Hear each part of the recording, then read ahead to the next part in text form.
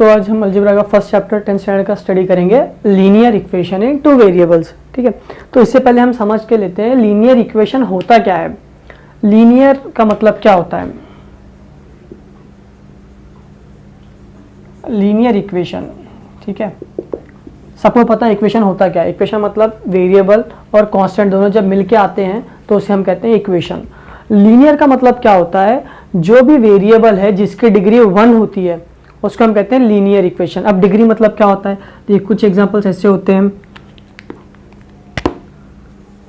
2x raise to 3, फिर 2x raise to 2, या फिर कुछ एग्जांपल्स होते हैं 3x। ठीक है, अब यहाँ पे देखिए डिग्री, वेरिएबल्स के ऊपर जो डिग्री होती है, यहाँ पे वेरिएबल के ऊपर डिग्री कुछ नहीं है, कुछ नहीं है मतलब इसका डिग्री कितना हुआ 1, इसका डिग्री कितना हुआ 2, इसका डिग्री कितना हुआ, डिग्री मतलब ऊपर का पावर होता है, ये इसका डिग्री कितना हुआ 3। तो जो वेरिएबल की डिग्री 1 आती है उसे हम कहते हैं लीनियर इक्वेशंस।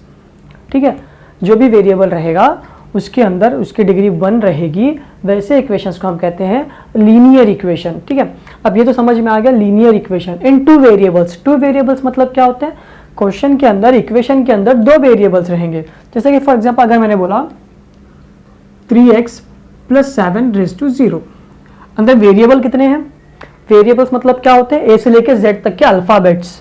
तो यहाँ पे अल्फाबेट्स कितने हैं? एक ही है ना, तो ये एक ही वेरिएबल है, तो इसको बोलेंगे linear equation in one variable. ये एक ही वेरिएबल है इसके अंदर, इसलिए हम इसको वन वेरिएबल कहते हैं। अगर एक की जगह दो वेरिएबल आ गए तो क्या होगा?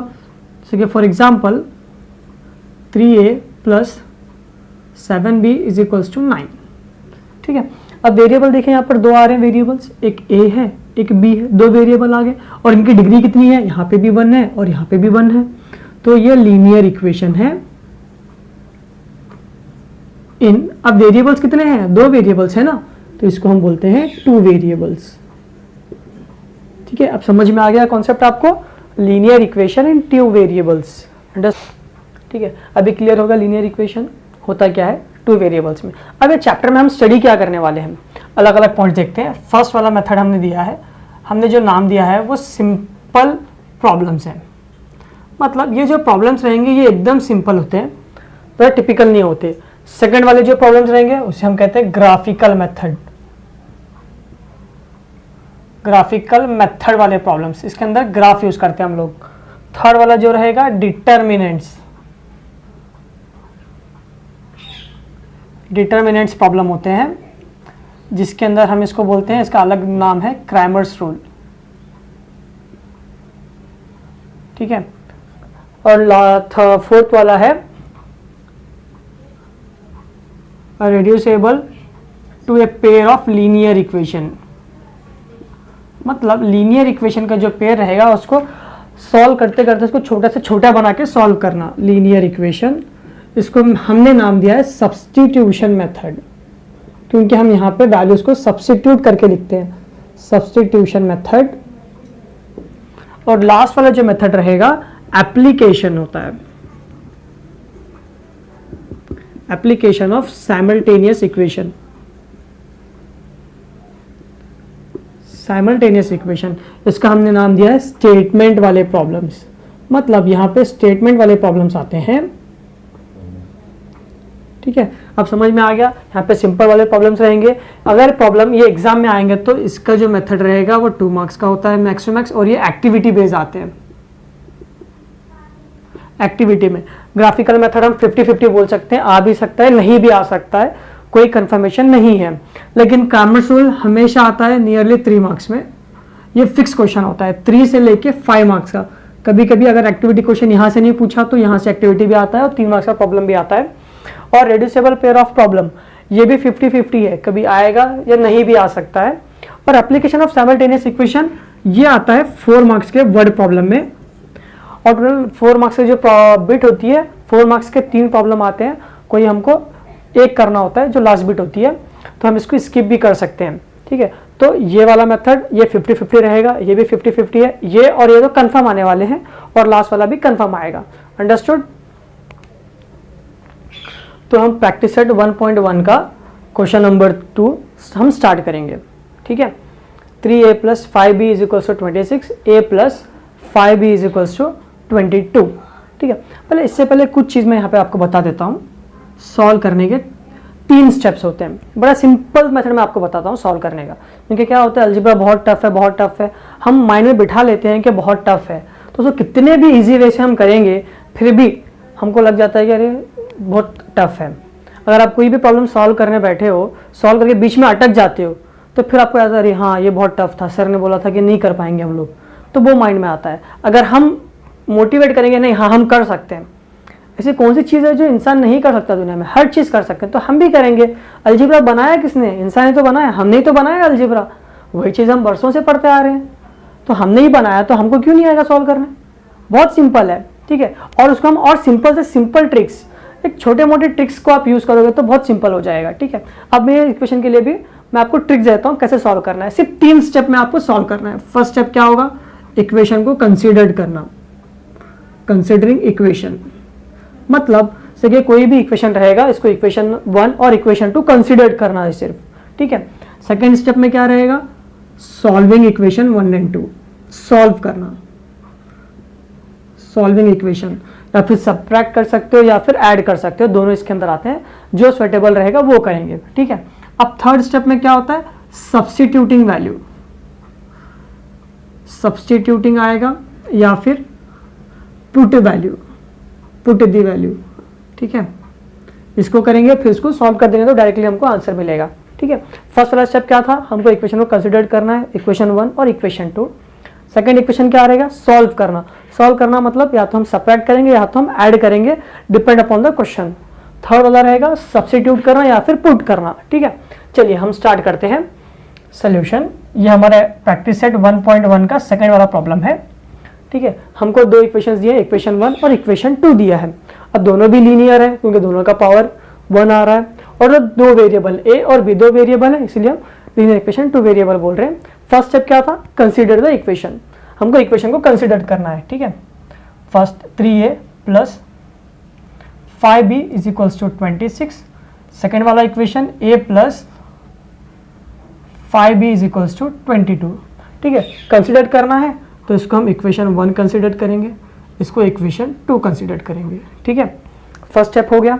अब इसके बाद करना क्या है मुझे, या तो ये वेरिएबल कैंसिल कर लो या तो ये वेरिएबल कैंसिल कर लो, दोनों में से एक वेरिएबल को आप कैंसिल करना ही पड़ेगा, तब जाके दूसरे वेरिएबल की वैल्यू मिलेगी आपको, ठीक है। अब कैंसिल करने का भी प्रोसीजर है। अब यहाँ पे ए देख रहे हो, इसका कांस्टेंट क्या है, यहाँ पे 3 है, तो यहाँ पे इसका वेरिएबल का नंबर क्या है, कांस्टेंट कुछ नहीं है, कुछ नहीं रहेगा तो हम क्या लेते हैं मैथमेटिक्स में 1 लेते हैं।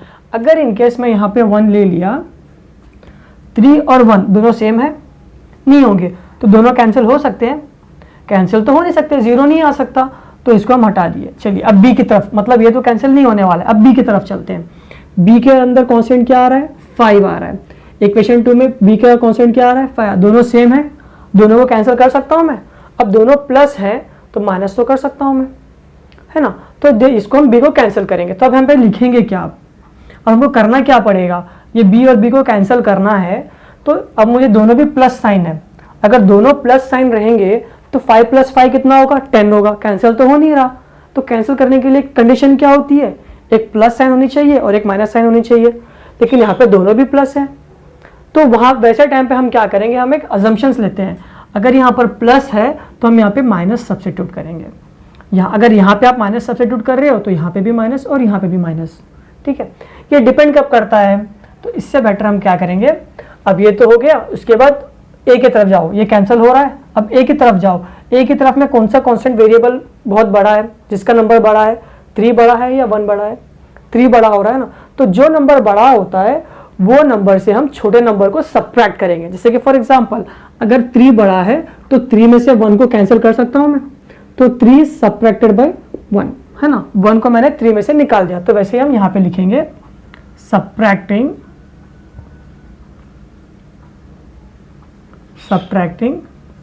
इक्वेशन। सेकेंड इक्वेशन को मैं फर्स्ट इक्वेशन में माइनस कर रहा हूं क्योंकि ए की वैल्यू यहाँ बड़ी है, यहाँ पर छोटी है। सब्ट्रैक्टिंग इक्वेशन 1 बाय इक्वेशन 2, ये हमारा सेकेंड स्टेप था, सॉल्विंग इक्वेशन, मतलब मैं इक्वेशन को सॉल्व कर रहा हूँ, ठीक है। तो first equation 3a plus 5b is equals to 26. Second equation is a plus 5b is equals to 22. अब मैंने क्या बोला यहाँ पे वर्ड सब्ट्रैक्टिंग, मतलब मुझे सब्ट्रैक्ट करना है, तो मतलब यहाँ पे साइन टोटली चेंज हो जाएगी। यहाँ पे माइनस साइन, यहाँ पर माइनस साइन, यहाँ पर माइनस साइन। जब मैं सब्ट्रैक्ट बोल रहा हूँ तो तीनों साइन अपोजिट हो जाएंगे। तो अब हम ये साइन को छोड़ देंगे, ये वाली साइन, यहाँ की साइन और यहाँ की साइन। यहाँ पे साइन कुछ नहीं है, मतलब ये पॉजिटिव होता है, ठीक है। अब ये साइन को हटा दिया आपने, ये प्लस है, ये माइनस है। प्लस इंटू माइनस क्या होता है? माइनस होता है। प्लस इंटू माइनस क्या होता है? माइनस होता है। अगर 5 में से आपने 5 को माइनस किया तो बचा कितना? 5 में से 5 निकाला आपने तो 0 बच गया ना, तो ये कैंसिल हो गया, ठीक है। अब यहाँ पर 3 है और यहाँ पर 1 है, ठीक है। यहाँ पे प्लस है और यहाँ पर माइनस है, तो प्लस इंटू माइनस क्या होता है? माइनस। 3 में से 1 निकाला आपने तो बचा कितना? 2 बचा। ये a का a एज इट इज रहेगा। अब दोनों में से बड़ा नंबर 3 था और 3 की साइन क्या रहेगी? पॉजिटिव है, तो यहाँ पे भी प्लस साइन आएगी। अब यहाँ पे तो 0 था, इसको हटा दिया आपने, इज इक्वल टू यहाँ पे प्लस है और यहाँ पर माइनस है। प्लस इंटू माइनस क्या होगा? फिर से माइनस होगा। फिर 26 में से आपने 22 निकाला, 6 में से 2 निकाला आपने तो बचा कितना? 4। 2 में से 2 निकाला आपने, बचा 0। अब यहाँ पे माइनस साइन है और यहाँ पे प्लस साइन है, तो बिगर नंबर साइन लेते हैं हम लोग। बिगर नंबर साइन प्लस है तो यहाँ पे प्लस आ गया। तो अब ये इक्वेशन क्या हो गया? 2a इज इक्वल्स टू 4, ठीक है। तो मुझे वैल्यू किसकी निकालनी है? a की वैल्यू निकालनी है ना। तो अब ये दोनों मल्टीप्लीकेशन में है, तो अब ये दोनों में से मैं a की वैल्यू निकाल रहा हूँ। मुझे 2 एक्स्ट्रा हो रहा है, जो भी एक्स्ट्रा टर्म है उनको इज इक्वल टू के बोथ साइड हम शिफ्ट करेंगे, तो a इज इक्वल्स टू 4, ठीक है। अब यहाँ पे छोटा सा लॉजिक अप्लाई करना है हमको। जब कोई भी दो नंबर्स इज इक्वल टू के इधर होते हैं, अगर दोनों के बीच में मल्टीप्लीकेशन है तो इज इक्वल टू के उधर जाएगा तो वो डिवाइड में जाते हैं, ठीक है। सिर्फ इतना याद रखो, प्लस का भाई माइनस होता है और मल्टीप्लीकेशन का भाई डिवाइड होता है। अगर यहाँ पे प्लस रहेगा, इज इक्वल टू के उधर जाएगा तो वो माइनस होता है। अगर यहाँ पे मल्टीप्लीकेशन में है तो इज इक्वल टू के उधर जाएगा तो वो डिवाइड में होता है। तो अब यहाँ पे दोनों के बीच में कुछ नहीं है, इसका मतलब ये मल्टीप्लीकेशन है। तो ये 4 जैसा का वैसा इज इक्वल टू के उधर जाएगा तो डिवीजन में आता है, तो डिवाइड बाई 2, तो ये कैंसिल होगा। 2 1 जा 2, 2 जा, therefore a is equals to 2। आपको a की वैल्यू मिल गई, ठीक है। जैसे, ठीक है, अब आपको a की वैल्यू मिल गई। चलिए सेकंड स्टेप हो गया। अब थर्ड स्टेप पे जब चलते हैं, सब्स्टिट्यूटिंग या फिर पुट करना, मतलब पुट करेंगे। नाउ हम क्या करेंगे? Put a is equals to 2 in equation.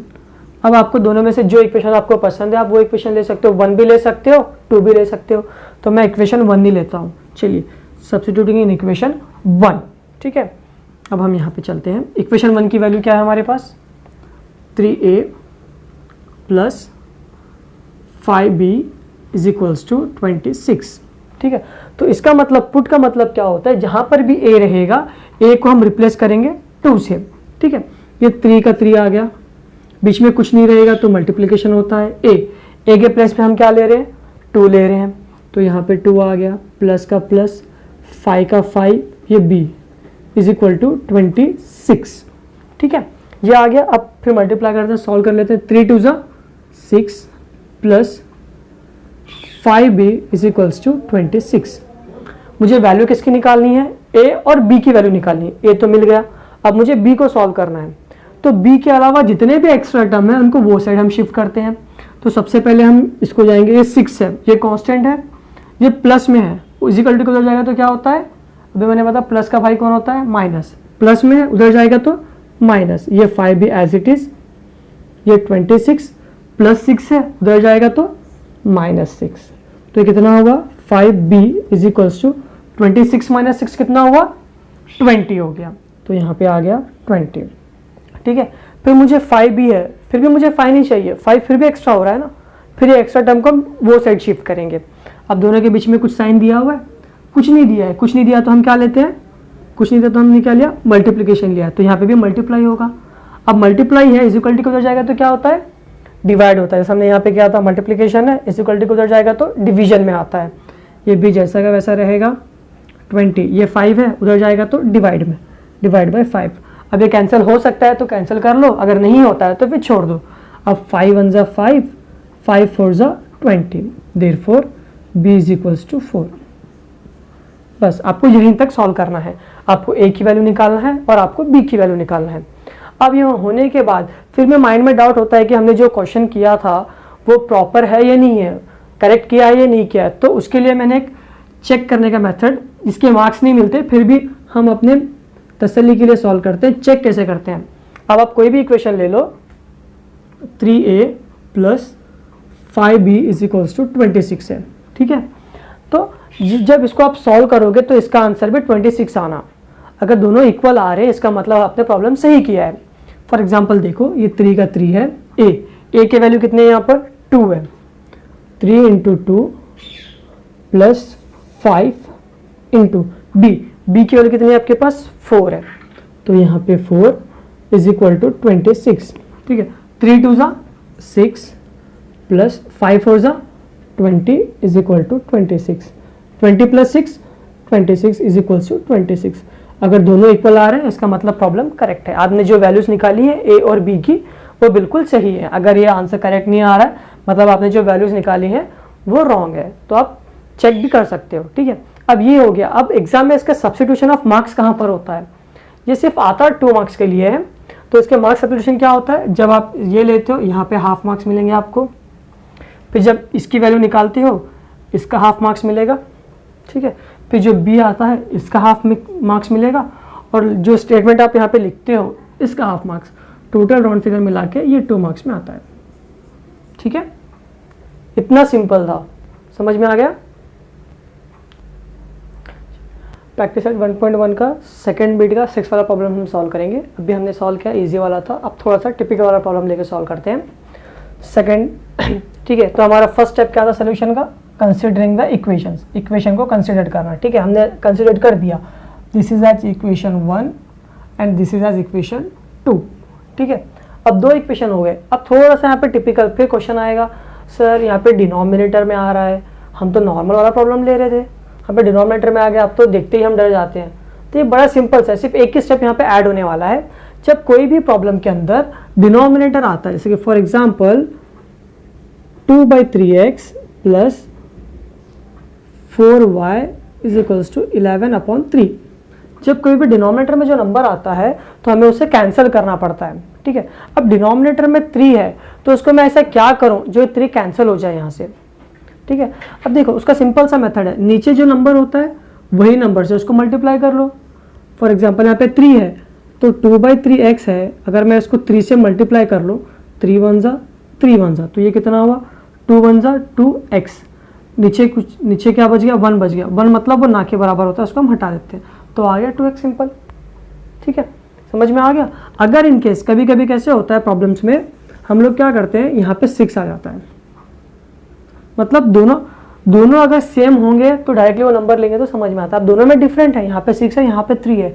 अब ऐसी सिचुएशन में हम कैसे करेंगे, तो ऐसे सिचुएशन में जो नंबर सबसे बड़ा होता है हम उससे मल्टीप्लाई करते हैं। 3 है और यहाँ पर 6 है, 3 और 6 में सबसे बड़ा नंबर कौन सा होता है 6 होता है, तो हम 6 से मल्टीप्लाई करेंगे। तो ये इक्वेशन को मैं अगर मैं 6 से मल्टीप्लाई कर लूँगा तो क्या होगा 2/3x into 6 plus 4y into 6 is equals to 11/6 into 6, 3 1 ज़ा 3 2 ज़ा 6 1 ज़ा 6 1 ज़ा, तो कितना होगा 2 2 ज़ा 4x प्लस कॉन्स्टेंट मल्टीप्लाई 6 4 ज़ा 24y is equals to 6 6 cancel 11 1 ज़ा 11, आ गया नॉर्मल इक्वेशन, ठीक है। समझ में आ गया। जब नीचे के दोनों नंबर सेम रहेंगे तो एक ही नंबर से मल्टीप्लाई कर लो, अगर दोनों अलग अलग होंगे तो जो नंबर बड़ा रहेगा उससे हमको मल्टीप्लाई करना पड़ेगा, ठीक है। मुझे लगता है आप लोगों को समझ आ गया होगा। हम आगे वाले स्टेप पे प्रॉब्लम पे फोकस करते हैं। यहाँ पे इक्वेशन में देखिए, यहाँ पे डिनोमिनेटर में 3 है और यहाँ पे डिनोमिनेटर में 4 है, मतलब दोनों को आपको ये करना पड़ेगा। तो वो स्टेटमेंट हम यहाँ पे लिखेंगे, multiplying equation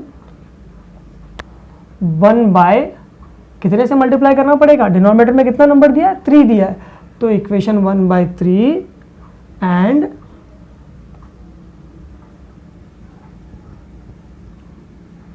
equation 2 by, equation 2 कितने से मल्टीप्लाई करना पड़ेगा, यहाँ पे डिनोमिनेटर में कौन सा नंबर है 4 है, तो इक्वेशन 2/4, ठीक है।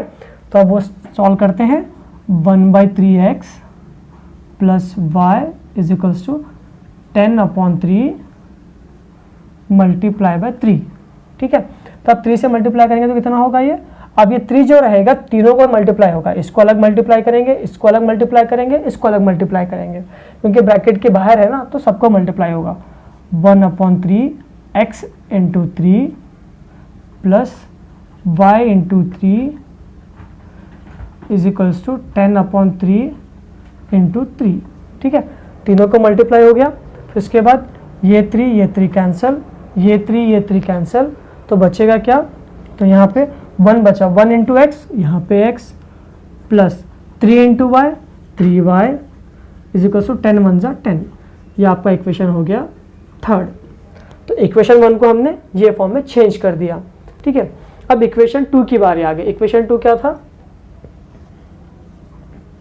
2x plus 1/4 into y is equals to 11/4 into 4।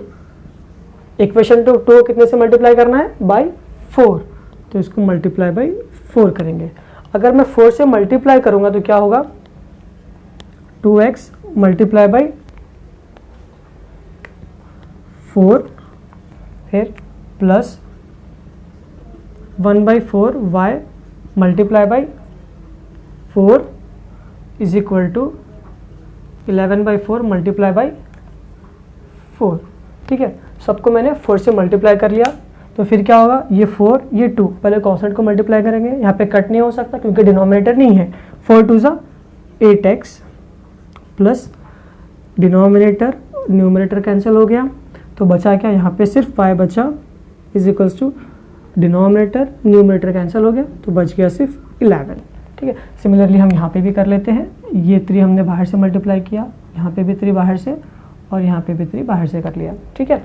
तो ये जो आ गया हमारा, ये इक्वेशन 4 आ गया था, ठीक है। अब हमारे नॉर्मल इक्वेशंस बन गए, इक्वेशन 1 और इक्वेशन 2। अब यहाँ पे हम फर्स्ट स्टेप क्या था, कंसिडर करना था, कंसिडर हमने कर लिया। सेकेंड स्टेप क्या था, सबट्रैक्टिंग या फिर सॉल्विंग इक्वेशन 1 एंड 2 था। अब यहाँ पे सॉल्व करने के लिए हमने क्या बोला था, या तो x को कैंसिल करना है या तो y को कैंसिल करना है। कैंसिल कब होगा, जब उनके कॉन्स्टेंट्स वेरिएबल के नंबर्स सेम हो, कोएफिशिएंट्स अगर सेम होते हैं। यहाँ पे x है, यहाँ पे 8 है, मतलब ये कैंसिल नहीं हो सकता। फिर यहाँ पे 3y है, यहाँ पे 1y है, तो ये भी सेम नहीं है, तो दोनों भी चेंज है मुझे। अब दोनों को सेम करना पड़ेगा मुझे। सेम करने के लिए मुझे क्या करना पड़ेगा, या तो दोनों में से कोई भी एक इक्वेशन को मल्टीप्लाई करना पड़ेगा, ठीक है। तो हम क्या करते हैं, मुझे x बड़ा पसंद है, तो हम लोग x को कैंसिल करते हैं, ठीक है। तो यहाँ पर 8 है, तो मुझे यहाँ पे 8 लाना पड़ेगा, तो यहाँ पे कुछ नहीं है, मतलब 1 है। तो ये मुझे यहाँ 8 लाने के लिए मुझे करना क्या पड़ेगा, कितने से मल्टीप्लाई करना पड़ेगा, यहाँ पे 8 लाने के लिए मुझे 8 से मल्टीप्लाई करना पड़ेगा, क्योंकि 1 के टेबल में 8 कब आता है, जब 1 को आप 8 से मल्टीप्लाई करोगे तभी 8 आता है। तो यहाँ पे 8 से मल्टीप्लाई करते हैं। इक्वेशन, ये कौन सा इक्वेशन है, अब फर्स्ट और सेकंड इक्वेशन को भूल जाओ, आप उसको लेना ही नहीं है। अब थर्ड और फोर्थ से हमको सॉल्व करना है। तो इक्वेशन थर्ड को हम कितने से मल्टीप्लाई कर रहे हैं, यहाँ पे 8 लाना है मुझे, तो मैं 8 से मल्टीप्लाई करूंगा। इक्वेशन 3 मल्टीप्लाई बाई 8, ठीक है। तो मैंने 8 से मल्टीप्लाई किया, x plus 3y is equals to 10 multiply by 8, ठीक है। अब मैं डायरेक्टली मल्टीप्लाई करूंगा, 8 इंटू एक्स 8x प्लस 8 3 जा 8 1 जा 8, 8 2 जा 16, 8 3 जा 24, 24y इज इक्वल्स टू 8 10 जा 80, ठीक है। ये आपका थर्ड इक्वेशन, न्यू इक्वेशन हो गया, ठीक है। अब ये फर्स्ट, ये फोर्थ इक्वेशन, ये थर्ड इक्वेशन, अब दोनों में से कंफर्म है कि 8x को कैंसिल करना है, ठीक है। अब फिर क्वेश्चन में आएगा कि सबट्रैक्ट करना है कि ऐड करना है, ठीक है। अब साइन के ऊपर डिपेंड करते हैं। इक्वेशन थर्ड की साइन यहाँ पे प्लस है और यहाँ पे भी प्लस है। अब दोनों प्लस रहेगा तो हम ऐड तो नहीं कर सकते, दोनों ऐड करोगे तो 16 हो जाएगा, तो मुझे सबट्रैक्ट करना है, ठीक है। चलिए, अब सबट्रैक्ट समझ में आ गया। अब कौन से इक्वेशन में से किसको सबट्रैक्ट करेंगे हम, इक्वेशन थर्ड को 4 में से निकालेंगे या फिर 4 को थर्ड में से निकालेंगे।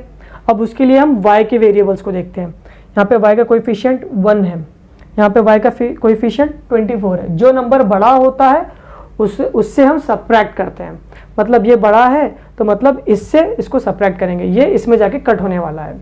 ठीक है, ठीक है, अब यहाँ पे हो गया। इसके बाद हम चलते हैं सब्ट्रैक्ट। अब अभी सब्ट्रैक्ट करना समझ में आया, दोनों प्लस थे, इसका मतलब मुझे सब्ट्रैक्ट करना है। चलिए यहाँ पे लिख देते हैं हम सब्ट्रैक्टिंग इक्वेशन। अब कौन से इक्वेशन से किसको सब्ट्रैक्ट करना है? अब दोनों में से बड़ा कौन है? 24 है क्या 1 है? 24 आएगा। 24 का इक्वेशन कौन सा है? थर्ड।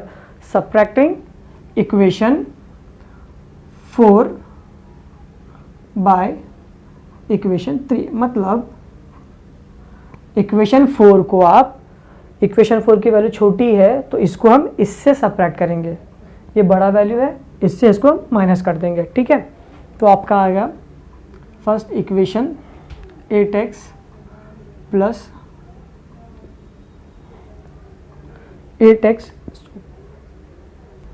ठीक है, दोनों में से जो बड़ा इक्वेशन होता है पहले वो लिखेंगे। 8x हो गया प्लस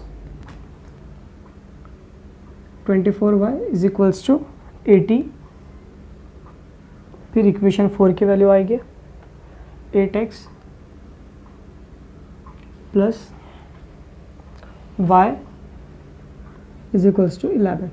हमने बोला सब्ट्रैक्ट कर रहे हैं, माइनस माइनस माइनस। ठीक है, ये कैंसिल हो गया, प्लस इंटू माइनस माइनस 24, यहाँ पे कुछ नहीं रहेगा तो 1, 24 minus 1 23y, plus into minus plus हो गया। दोनों में से बड़ा नंबर कौन सा है? 24 है, तो जो बड़ा नंबर होता है उसकी पॉजिटिव साइन हम यहाँ पर लेते हैं। ये पॉजिटिव था तो यहाँ पे भी पॉजिटिव आ गया। Is equal two plus into minus minus. ठीक है, 80 में से 11 निकालना है आपको। 80 11 माइनस किया, ये 7 ये 10, 10 में से 1 गया बचा 9, 7 में से 1 गया बचा 6, तो ये हो गया 69। ठीक है, बिगर नंबर 80 है, बिगर नंबर की साइन पॉजिटिव थी तो यहाँ पे भी पॉजिटिव आ गया। ठीक है, अब मुझे वैल्यू किसकी निकालनी है? y की निकालनी है। ये 23 जो है मेरे पास एक्स्ट्रा है तो इसको हम वहाँ शिफ्ट करते हैं। ठीक है, अभी कुछ भी नहीं है तो मल्टीप्लिकेशन है, मल्टीप्लिकेशन उधर जाएगा तो क्या होता है? डिवाइड होता है। 69 डिवाइड बाई 23। ठीक है, 23 के टेबल में 69 आता है, चेक कर लो आप। ठीक है, 23 1 जा 23 3 जा होता है। फॉर एग्जांपल देख लो, 23 को 3 से मल्टीप्लाई किया हमने, 3 3 जा 9, 3 2 जा 6, 69 आ गया तो 3 से डिवाइड हो गया। ठीक है, therefore y is equals to 3, y की वैल्यू मिल गई। इसके बाद लास्ट स्टेप क्या था? Put the value of y in any equation, तो हम पुट करेंगे, put y is equals to 3 in.